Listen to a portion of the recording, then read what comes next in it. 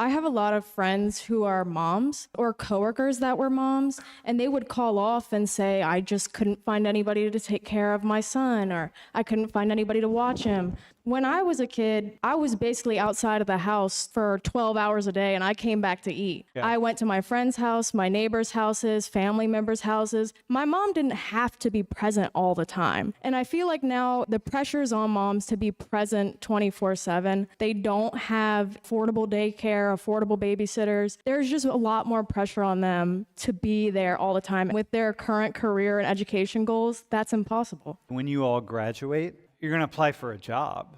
It's not necessarily going to be where your parents live or somebody lives who's going to help take care of the kids. It's going to be somewhere. And then you end up in Chicago. You're in a relationship and you're in Chicago and no one's in Chicago. How are you going to manage that? I think another really important point to bring up is that it's a big health risk for a lot of women to get pregnant, especially in a lot of states that are taking away abortion or even contraceptives. For a lot of women that have reproductive issues or just anything could go wrong during their pregnancy, it's a threat on their own life. So I think that's a big part that plays into it now. Do we think that the new abortion laws in certain states is a way to try to get the population rate back up?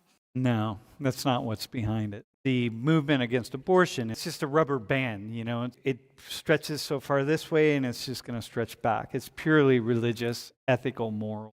I do know that South Korea has a move going on called the 4B movement, where there's a refusal to have sex, date, marry, and have childbirth. I think that's the reason why the South Korea birth rate is so low right now, because they're trying to reject what they feel is patriarchy going on in South Korea. Yeah. A lot of that. The rejection of patriarchy.